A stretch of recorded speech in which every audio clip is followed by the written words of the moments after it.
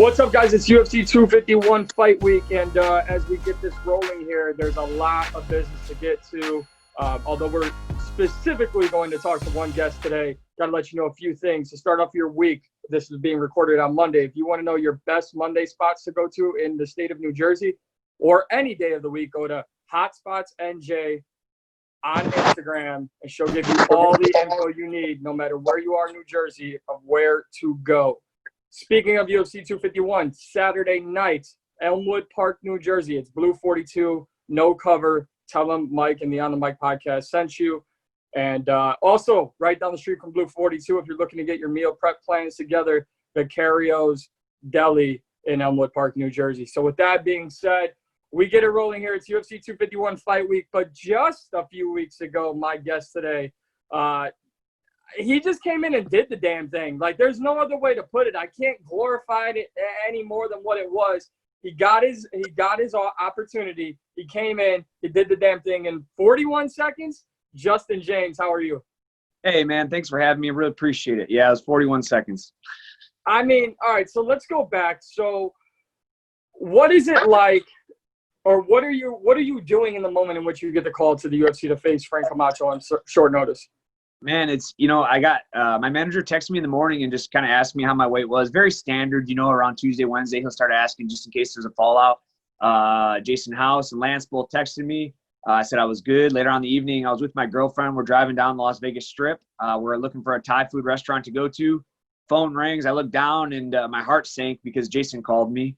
And he usually doesn't call me. Usually he texts me, and I'm thinking like, man, this could be the call. And sure as shit, I answered the phone. Jason asked how my weight was. I said it was good. He says, all right, you're Frank Camacho on Saturday, and the rest is history. So did you guys go to the Thai restaurant, and did you have to change your order? No, we ended up not going. I just told her, I said, turn around, let's go home. I got a gallon of water on the way home, started chugging water because I knew I was going to sleep that night. I was going to wake up, and I was going to have to start cutting weight.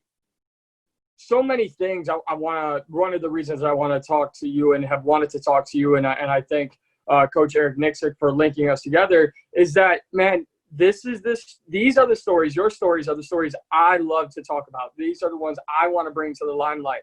So we could talk about the exact moment, but really just what's going through your mind. I mean, you're a veteran in this sport. You have plenty of fights. Your resume is there. People have wanted to see you in the UFC in the past. But internally, what is it like to get that call? You know what? Like, I've had so many situations to where I might get the call that, I used to get really, really excited about it. Like, and this might be the one, this might be the one. But after like 20 of those, honestly, I always thought like, now when I get the call, like I'm not going to be excited about it because, I've wasted my excitement on these past opportunities that just didn't pan out. But I tell you what, when he got the call, or when I got the confirmation, I just kind of sat back and I was like, hell yeah, let's fucking go. Like, this is something I've been doing since 2007. I had my first amateur fight. I've dealt with a lot of adversity, as all fighters do. I'm not trying to make my story different from anybody else's. All fighters deal with injuries. All fighters deal with drama and financial issues for the most part. And I'm not trying to say my story is better than any of theirs, but man, the feeling I got, it was just man. To that point, I had accomplished everything that I've ever wanted to in the sport of MMA, is get the call from the UFC, man. Even though if it wasn't exact circumstance that I wanted, it panned out exactly, storybook ending for me. So I can't really describe the emotion. It was such a high. I mean, I'm still on cloud nine. I'm still just trying to realize that I've achieved my dreams, by getting into the UFC, and especially the way I did. Now, I promise I didn't plan to have you on the podcast the same week in which Jorge Masvidal takes his biggest career opportunity on short notice. But going back to and kind of relating it, and maybe you're not here to compare your stories to others. I'll do it for you. Don't worry about that. But when you look at like a guy like Masvidal who had to go off and do a TV show and be in the woods and find himself, man, when you say you had achieved everything you had wanted to up until that point, how did you continue to press forward? You've been in this game since 2007. It's a brutal sport. It's something that not a lot of people would dedicate that much time to. You chose to keep doing it. Why? I think a lot of it's ego driven, like I'm college educated. I have a bachelor's degree at Olivet College, wrestled there for 4 years. you know, and coming from a small town, like there's a lot of people I know that, you know, said I couldn't do it. You know, I come from Richmond, Michigan. Like nobody has done anything like this, even around here hardly.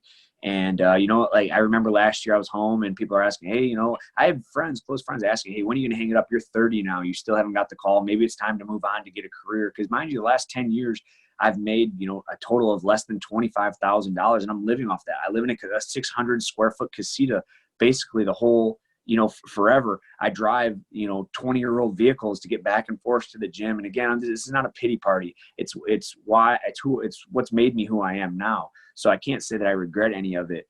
But my motivation, you know, I moved away in 2012. My son was 3 years old. And, you know, I've been coming to Vegas and, you know, I moved away from my family. I moved away from him. And, you know, when he grows up, my biggest motivation is I want him to know that his dad did it. And that's really my only thing. Like, I don't plan on becoming a millionaire off this. I mean, my goals are to travel the world and punch people in the face doing it. But my biggest motivation is when my son grows up, you know, he's 11 years old now. And I moved when he was 3. I'm not saying I'm not a part of his life because every summer he comes out and he stays with me in Vegas. And I go back to Michigan as I'm in Michigan right now, spending time with family and friends, probably every other month or every third month. But with that being said, you know, your dad was away in Sin City, Las Vegas, one of the biggest party cities in the whole world. For all he knew, had I not have made it to the UFC, that I just partied my life away for 10 years. But you know, now he knows. Now he can see all my hard work that I've put into, and it all just paid off, man. In 41 seconds, it paid off. I got tied. I think it's the fastest lightweight knockout in debut history, and it's the second fastest finish. After reviewing the video, you know, I don't know if I'm going to contest. I probably won't. But if you stop the timer so the fight's over when the referee touches you, and Herb touched me at 38 seconds. So I'm debating if I take that to the commission and be like, hey, look, let's knock 3 more seconds off. Then I can be tied for the fastest finish. And I'm not sure who has it, but it'd be kind of cool to be tied with the fastest finish, not the second fastest.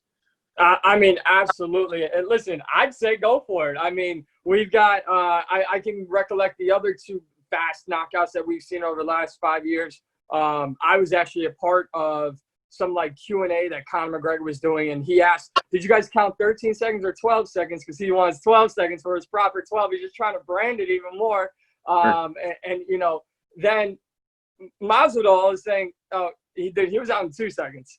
And in reality, Ben Askren was out in 2 seconds. So I would say go for it. But when we talk about the move to Las Vegas, and you know, everyone has been affected by this pandemic in one way or another, and I want to get your thoughts on that as well. But for me, I've had an opportunity to come in close contact and really create a friendship with one of your coaches, a guy you know very well, Eric Nixick. And, you know, for me, that's one of the biggest bright spots for me in this pandemic. For you, though, a decision to move to Las Vegas, go to Extreme Couture, and not just Eric Nixick, but that whole team, that gym. What has Extreme Couture meant to you and all that you've done? Man, it's been my family. So in 2009, Derek Cruikshank, you know, former UFC fighter, fights in Ryzen now. Him and I were college roommates at Olivet College. We both wrestled at 165. He was a senior when I was a freshman, and we ended up being roommates. So he came out to Vegas in 2009 to train Extreme Couture for a summer right before he turned pro. The last week or 2 of his stay, he invites me out, and, you know, I worked all summer, so I saved enough money for the plane ticket, came out there, and, you know, really talking it over with my family and friends. It's like, if you want to be a pro fighter, like you have to put yourself in these situations. I'm not saying these other gyms in Michigan aren't great.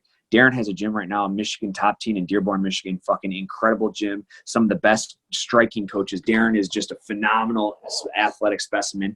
Kara Rose, 17-0 world champion boxer. John Toth, grappling. And that's just to name a couple off the top of my head. And there's definitely more. People are like, oh, well, why didn't you just Cody Stamen was there. He's now in Vegas with me at Extreme Couture. But before Cody, you know, made it to the UFC, before Darren, me, Darren, and Cody all trained together.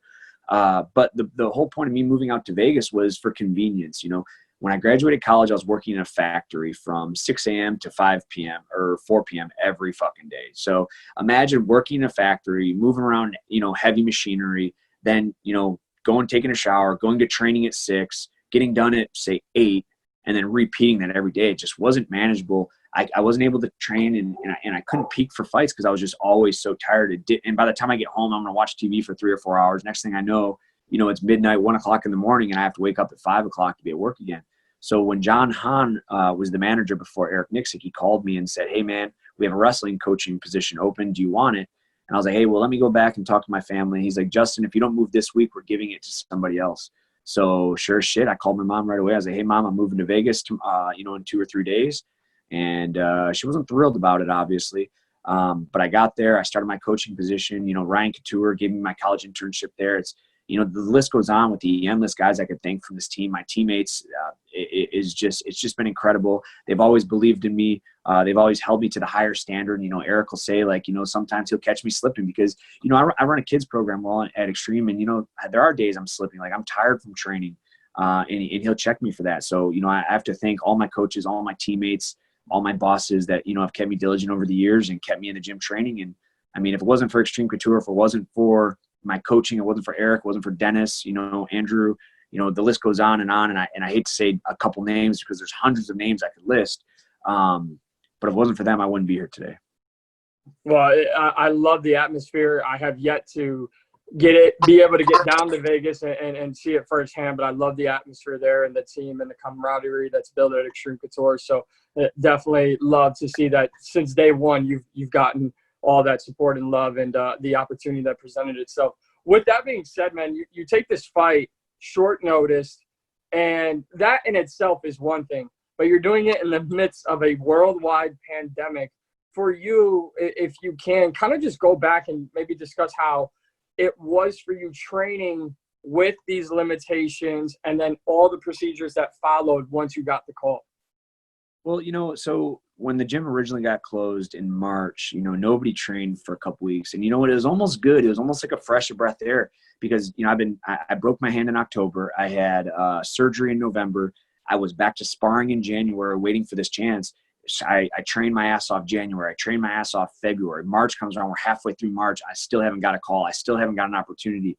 And, it's tough. So when the gyms closed down and MMA closed down there for 2 months, I was able to sit back, go, I like to hunt and fish. I was able to go hunting and fishing a whole bunch, for the next 2 weeks, get a fresh breath there. And then, a couple guys at the gym, Noed specifically, would hit me up. Hey, let's go drill, another black belt, UFC vet, fights for Bellator right now. Noed Lahat. And I'm busy. I lost my train of thought. Sorry, my mom walked in. Okay. Yeah, so these guys can be diligent. And then when pro practice start coming back around, I really start hitting hard. And some of my coaches making sure that I'm doing my morning session, making sure that I'm doing pro practice in the evening. So the pandemic, a lot of people are it fucked up a lot of people's training, but I think it was a good thing for me. And obviously it was because look how everything worked out. Let's talk about the fight. So you're taking on a veteran, Frank Camacho. I mean, what was your original plan going in there? Was it to blitz and just let it all go, or did you just go in the moment and just do what you normally do? So the day before, as I've told a lot of people, the day before, when you're on the UFC card, I guess, I don't know if it's tradition or if it was this one time, but Dana White calls all the fighters to a room and gives us like a pep speech. And I tell you what, like, that's what really got me fired up. Like, I watched a video the night before weigh-ins, and I'm like, all right, maybe we could do this. He's really heavy on his front leg. Maybe we can try and kick his legs out, take him to later rounds because I was in shape. I know Michael Bisping said, oh, he's just going to blitz because he's out of shape. He doesn't know how long he lasts. I'm in shape. I'm always in shape. I shouldn't say I'm always in shape, but lately I've always been in shape, waiting for this opportunity. Speaking of Darren, he just texted me. I've always been in shape, but when Dana came in and he was getting us fired up, he's like, hey, look, you're gonna have 1 million people watching you tomorrow. Somebody's getting a $50,000 bonus. Who's going to be the person that everybody's talking about for the next week? And I remember thinking, like, I want that to be me. And I'm just going to come in, and I know Frank is a slugger. Like, he likes to get in the pocket and slug, like a phone booth style fight. And I was like, you know what? Fuck it. Like, I'm the new guy. I'm the little guy on the totem pole. I'm going to go up against Frank Camacho, who I am a fan of, who has 3 or 4. He's been a part of 3 or 4 fight of the night bonuses. And I'm going to fight his style, not my way, but the way he traditionally wants to fight. And I want to show the world that I can bang with some of the best fighters in the world. So when that came out, I remember telling my coach in the back, I said, Frank's not going to back me up one fucking step. We're going to meet in the middle, and we're both going to throw. And I told my coach, I was like, hey, if I get knocked out, I get knocked out. But I'm putting it all out on the line, and I'm going to stay in the all for 15 minutes. My plan was to do this for 15 minutes. You know, because like I said, I was in good enough shape too, and Frank was in good enough shape as well. About, I don't know, 10, 20 seconds into the fight, Frank throws a left switch kick, and I back up and I kind of just pass it by. And I remember thinking in my head, like, I told my team I wasn't going to back up. And then he hits me with a jab, and it's actually funny because one of the camera's angles, you can see he hits me with a jab. It's like, boom, and I'm just like, I kind of like bite down on the mouthpiece. I remember thinking, get over here, motherfucker. Like, I want to take your head off. And then I threw that left hook. And, when I came with the jab, I remember thinking, I threw a jab, and he was catching it like a big catch with his backhand. I was like, you know what? If I wind up this left hook, I might be able to sneak over top of that hand. And then sure as shit, I hit my leaping left hook, and I hit it once. And he didn't seem to make a correction. His eyes looked semi-dazed. He wasn't knocked out. But, you know, when you get cracked and it's like, oh, shit, that was no cool. Well, he didn't make the adjustment and put his hand up. He kept his hand nice and low. It's like, fuck it, I'm going to throw it again. Bang. And then he fell. And I was like, oh, shit, it landed twice. Like, that never happens. And I thought I was gonna get him. So I went in to hit him again, and our foreheads clashed. And I got a gnarly scar here from it. Yeah, you do. Lots of blood. Like, on my Facebook, doctor stretching out so you can see my skull and shit. And I felt it. I was like, oh, fuck, I'm cut. All right, we got to finish this guy. And Frank, you know, as I assume he would, gets back up to his feet, and he's not giving up. And I remember posting my right hand on his back because I didn't want him to turn to face me and give him a puncher's chance. So I'm trying to push him so he can't face me and just hit him with these big shots. And, you know, he's on the fence, and I'm just swinging as hard and as fast as I can. And I can see him. He's trying to, like, lock up. And, you know, when I hit him with that second or third right hand, I saw him kind of, you know, slouch over his leg. I was like, man, this is fucking great. And I remember thinking in my head, like, all right, we got to throw a left kick because his head fell over. And before that, Herb stopped it, man. And I couldn't be happier, dude. Like, it's, I'm telling you, I've achieved a lot throughout my life, not just in MMA and in other sports and, you know, family things and financial things. And this is by far the greatest moment of my entire life. There's nothing even, I can't even say that something is even close to it. Two things on that. One, the bar I was at, the one I just shouted out where I'm watching all my fights. I mean, we're still outdoor dining here in New Jersey. I cannot tell you, the block was going crazy. They didn't know who you were, but Sure. They're like, holy shit, this is like an early fight. What is going on? And, like, I'm obviously going crazy because of my relationship with some of your coaches down there at Extreme Couture. And obviously, if you're a friend of or a fighter of theirs, you're a friend of mine. So I was going nuts. And people were like, who are you? And how do you know this guy? And, dude, you set that place on fire just to get the night started. And, you know, another thing, Lauren Murphy mentioned to me on one of the most recent episodes of this podcast, that same conversation with Dana White. And she just said it was different. She just said, you know, in all her times, Dana normally gives a speech, and it was just different for her, the way that he went about that conversation with all the fighters. So I really love what Dana and the UFC have done in putting on fights. I know a lot of people, you know, have their thoughts and opinions on it, but from every fighter I talk to, it's been nothing but great things. It's also funny that the way you break that down, the whole ending sequence of that fight, you would have never thought all of that took place in 41 seconds. It's actually kind of cool to be like, you're like, wait, that all happened in 41 seconds? It sounded like 10 minutes. And that's how I feel. Like, people keep asking me about the fight. I've watched it 10,000 times now. But if the fight would have been stopped and you would have sat me down and said, tell us what happened in the fight, and I would have said, I have no fucking idea. After watching it so many times, I can remember how I felt. And I remember the most distinct memory is when he threw the kick. And I remember thinking, don't back up. We're going to get in the phone booth and we're going to scrap. And, you know, and that's what I did. And I think Frank wanted to make the fight a little bit longer. I think his game plan was to keep me away with the jab, because I don't think he threw any power shots right out the gate. He was trying to pepper me with the jab. And I think that, which isn't a bad game plan by him, you know, because, you know, he doesn't know if I'm in shape or not. All he knows is I had a short notice fight. So, you know, and that might not have been a game plan, but after hearing what Michael Bisping had to say, he wanted to fight the more technical fight. Maybe he feels if we goes into 15 minutes, he can gas me out and then get into the brawl where I don't have any power. But that wouldn't have been the case. I was ready to scrap like that for 15 minutes straight. So what's next? I know it's the obvious, easy question. Every winning fighter gets that question. But what's next for you, Justin? I mean, you talk about the greatest feeling. You talk about being on cloud nine, but you just keep going now, right? Goddamn right. And, you know, like I said, I'm in shape. I'm just letting this cut heal. I'm on a 45-day suspension. By the time I get back to Vegas this Sunday, that will be 22 days. So I still have 20 more days to go. I'm going to start training as soon as I get back to Vegas, man. As soon as I'm ready, I want to keep this momentum going. I want to fight I'll fight. I'd like to fight in August or September, go to Abu Dhabi, back to the Apex. I don't care. I just like to fight. And now finally, after so many years, of stress and emotion, I'm going to come to fight to win, obviously, every time. But this is so much more fun fighting now than it was last year, the year before, because, last year, my last fight on the regional scene was against James Warfield. James Warfield is 28-13 with 22 knockouts. Like at 170, I fought him at 175, actually. And it's like, that's a stressful fight, because if I lose to James Warfield on the regional scene, I never make any of my goals happen. So I would rather fight, Khabib on the UFC, because there's just no stress. Or, even seeing that I was a plus 300 dog, like never against, I don't think I'm a plus 300 dog against anybody. I only have to win 20% of the time to even make money for bettors. Like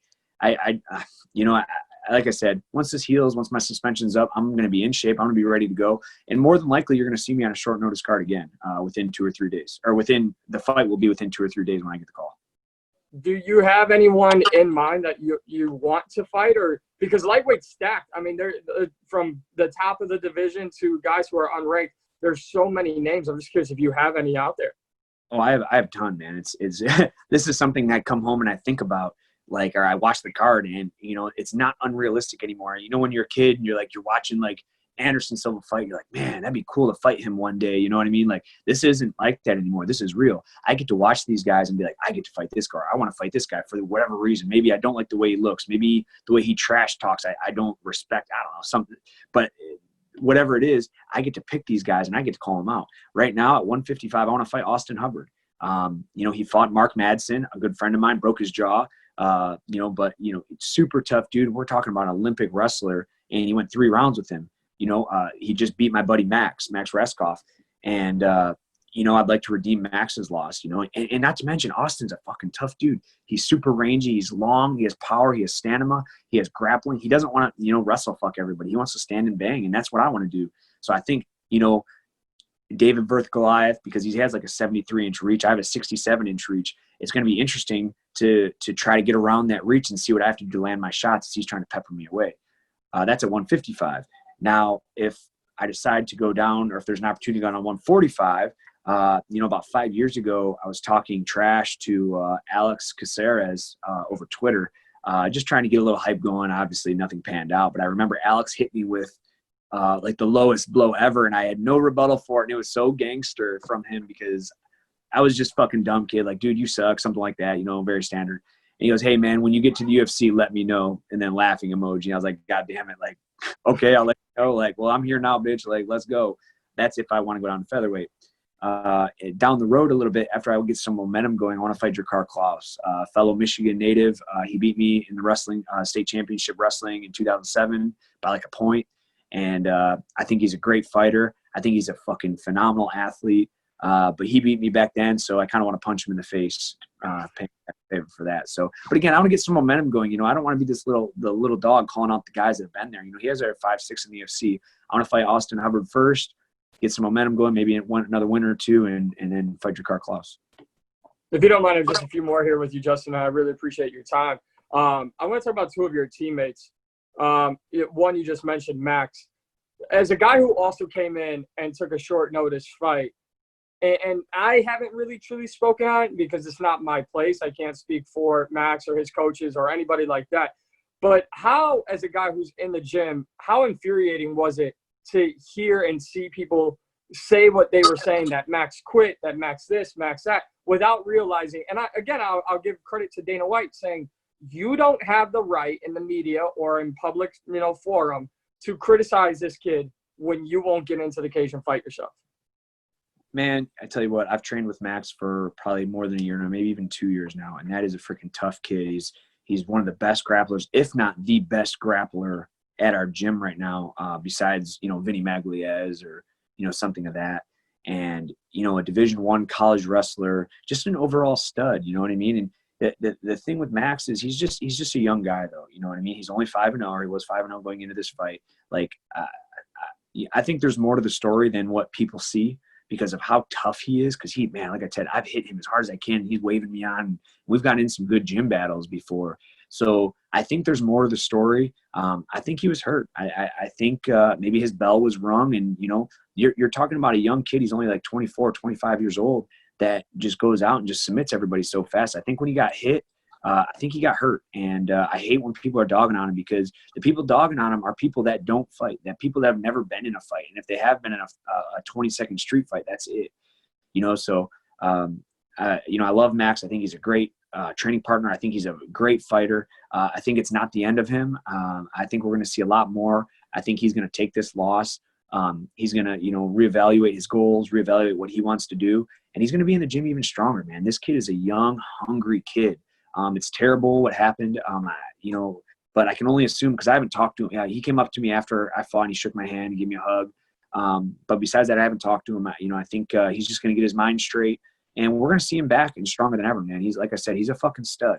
And when he starts putting everything back together and he gets back, he's going to get a couple wins. And, hopefully UFC doesn't cut him and he gets another chance. And we're back to the grind, baby. And this is going to be – after his next win, it's going to be forgot about. My favorite thing about the sport is watching everyone go through adversity and the way they handle it. So I definitely agree with you there. On a lighter note, coming up during this Fight Island month, you got another teammate, Dan Ige, taking on Calvin Kattar. My goodness, you see these matchups laid out for Fight Island, and you're like, wow, that's going to be a great fight. Wow, that's going to be a great fight. And then all of a sudden they drop this one on us, and you're like, holy shit, this fight is happening. What do you make of this fight? Dude, I am so excited for Dan Ige. This guy has been in Extreme Couture now for, a long time, and he busts his fucking ass. He's one of the hardest workers in the gym. He has some of the best coaching staff. But that's not my favorite thing about Dan Ige. Dan Ige is an incredible training partner and an incredible friend. I'm not saying we hang out on the weekends and party and stuff, but I guess what, like when I have a fight coming up, whether it's for the UFC or prior, hey, Dan, hey, I need this look, I need a short, whatever, fighter or a guy, hey, man, I need some grappling rounds. That motherfucker is always there, man. And he showed up for me. He shows up for anybody. And I do the same for him. So we have such a good relationship on a team aspect. We've helping each other all these years. Yeah, he got there way before me, and I'm happy about it. And not to mention, he's one of my favorite fighters. This guy fucking shows up, and he fights kind of like how I feel I fought the last fight for me. He gets in there and scraps, man. He's fighting a legend like Edson Barboza, making his 145-pound debuts last fight. And, I'm not going to lie. Like, I was rooting for Dan the whole way, and I was losing my mind when he was winning. But the guy fucking shows up, and he's throwing hard punches, and he's relentless. You can hit him with a brick in the head, and he's going to shrug it off. He's going to bleed. He's just going to keep coming for more. So I'm super excited about this. Dan Ige is a huge underdog on this fight. I just looked at the odds before I talked to you, and I'm loading up on him. This guy is the sleeping horse of the division, man. Like, everyone keeps overlooking him. I think he was an underdog. He was like a plus 200 dog against Barboza, and it was a close fight. But guess what? Dan brought it. And like I said, Edson's a legend of the sport. Edson couldn't, he walked through his kicks. Edson Barboza has the nastiest leg kicks of all of MMA, I think. Oh, Jose Aldo, and, up with Jose Aldo. And Dan just walked through these shots, throwing overhand rights and bombing on this guy, man. Like, I'm super excited for Dan. I'm super excited for our team. And I think Dan's going to show up, and he's going to stun the world. Yeah, I think it's going to be a hell of a fight. I think there's only two people who could outlast Barboza kicks, and that's Kevin Lee and Dan Ige. And Kevin Lee did a whole dance before he survived. So, yeah, you're absolutely right on that. Man, before I get you out of here, I got to say, I think talking to you, especially on this week, so it's a two-parter, but many answers will follow, is one, when you see a fight and everything go down for UFC 251 this weekend, as we've seen it, Gilbert Burns tests positive for COVID, the UFC scrambles. I had people asking me, and I'm not Ariel Helwani or Brett Okamoto or any of these guys, but I feel like I can provide people who aren't as tight in this game. I just said, yeah, I don't think we're going to get a replacement. I think there's too many restrictions in place. I don't think they're going to make it happen. And the UFC showed me up, and they get Jorge Masvidal. Man, you've been a veteran for so long. Masvidal has been a veteran for so long. Some people will magnify the short notice fight, as they should, but go back to probably one of the best ones ever in UFC history. It's Nate Diaz coming in on short notice, beating Conor McGregor, who people thought could never be beat. What does it mean when a guy like yourself or a veteran or like Masvidal, when a veteran takes a short notice fight, high stakes in hand, It's just different, right? It's totally different. And I actually somebody just posted a YouTube video about the dangers of fighting a short notice fight, because like me against Frank Camacho, I have nothing to lose in that fight. I'm going to get another chance. I'm doing them a favor on short notice. I made weight. Now, I didn't even miss weight. Frank missed weight. The pressure's on Usman right now. Masvidal's soaking it all in. He's loving this. There's no pressure. He's supposed to lose that fight. On paper, he's supposed to lose that fight. And you know what? And that's just going to feed to his, it's going to be fuel to his fire. And just like it was to me, that's all, I could think about. Dude, I got nothing to lose here. I'm going to come out. I'm going to knock Frank out, or I'm going to try to for the next 15 minutes. So that's what makes these short notice fights dangerous, especially for a championship fight, man. Now Usman's whole they have to change their whole game plan. Masvidal never had a game plan. He hasn't been, he's probably training, but he's not all right, this is what I'm going to do. I actually thought the short notice fight was going to go to Colby because of the history. But man, I'm super excited to see that Masvidal got it. And I think he's going to make the most of it. Like I said, he's going to be a dog in this fight. No one thinks he can come through. Usman's going to, I personally think Usman's going to try to wrestle him and, take him into the later rounds and try to gas him out. But with that being said, I think Askren was a favorite in the fight. He got knocked out in 2 seconds. So don't blink. Masvidal can knock this guy out at any time during the fight, and I'm super excited to watch it. No, I got to agree. And honestly, as someone that, and I'm sure you see this, but not everybody recognizes some of the things. But just the way, and I'm not here to claim favorite fighters or anything, but it's hard not to be a fan of Masvidal and the way he comes. I mean, the guy finishes Ben Askren with a flying knee. Starts out the Nate Diaz fight, faking a flying knee. Like people don't see that stuff. They just think and just, man, you talk about a guy coming from the Kimbo days. It's a little nostalgic to see that, he's getting this fight. But before I let you go, because it is UFC 251 fight week, the card is stacked. I got to get your winners. Not only, I'm going to ask for your winners on the 3 main title fights, but then also the rematch between Rose Namajunas and Jessica Andrade. We'll start with Rose Namajunas and Jessica Andrade. I think Rose was winning that fight up until the end by the accidental KO. I have Rose winning by decision. I think she's going to make it a grimy fight. She's going to try and drag this out and go to decision and beat her by decision. That's my prediction for that. So what other fights you want to know on? So we got the bantamweight title fight, vacant bantamweight title fight, Peter Yan versus Jose Aldo, and we could have a whole different conversation about if Aldo should be in there, but the fight is signed. It's set. How do you see that one playing out? I see Yan taking in the later rounds. That's the way to beat Aldo as of late. But with that being said, Jose Aldo is one of the best fighters to ever be in the UFC, in the WEC. He has to understand, or I shouldn't say he has to understand. He knows this might be his last chance at UFC gold. If he loses this fight, it's going to be tired to get back there. He's had so many title fights at 145. This is his first or his second title fight at 135. Whether he's deserving or not, I mean, he's a veteran of the sport. He's smart. I think he's going to go all out. He's going to get, as long as his diet's good and he makes weight, he's going to be fast. And, I could see the upset. I have Yan winning it, but I'd like to see Jose pull off the upset.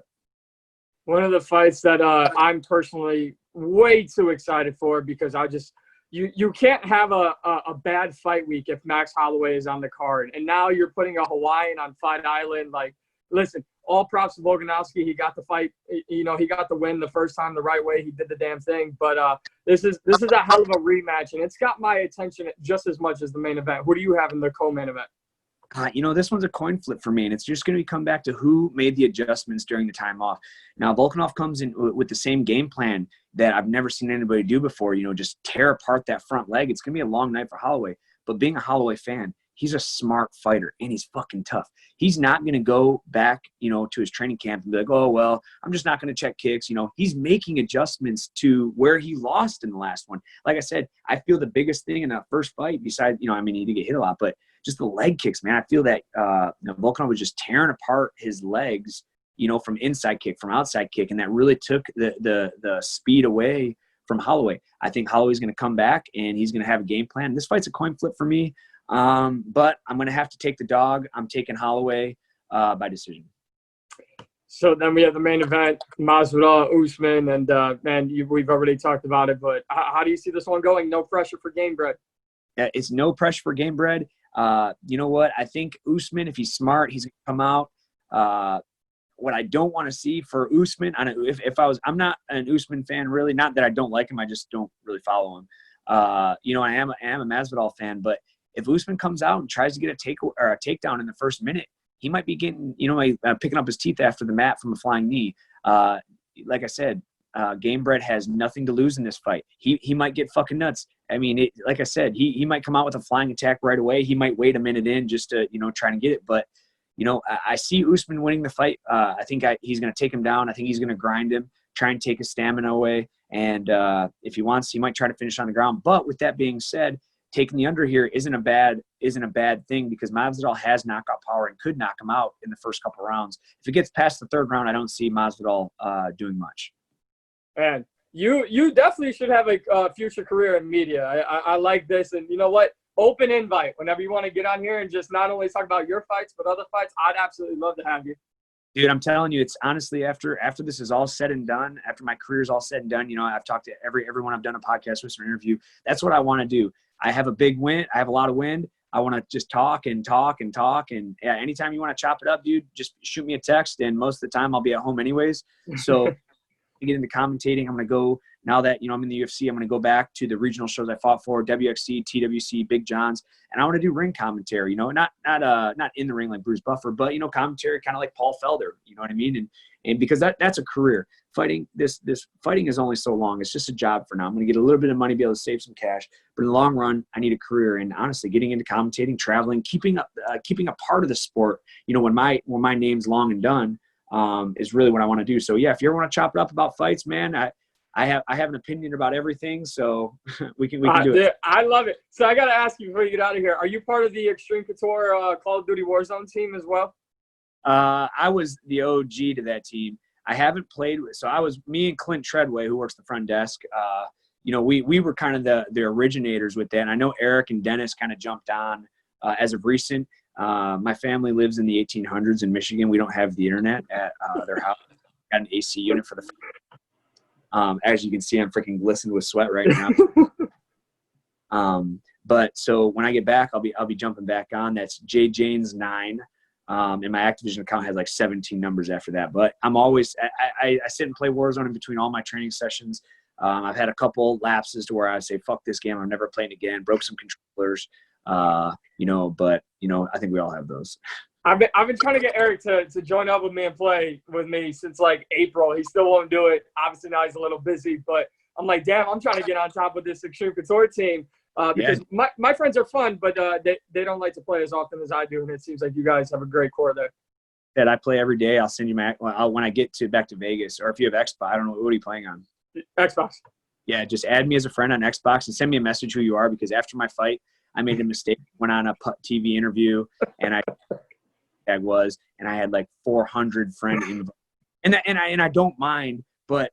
Like, oh, hey, let's play. And it's like, fuck, I don't know who you are. Like, you know. Right. It's probably like 9-year-olds too. But I'd like to at least know who I'm playing with, you know. Or right. And my son plays on my Xbox a lot too, under my name. So I don't want, you know, some creepers like, hey, Justin, what's up? You know what I mean? So anyways, right. No. Add me, simple name, J Jaynes 9. And that's it.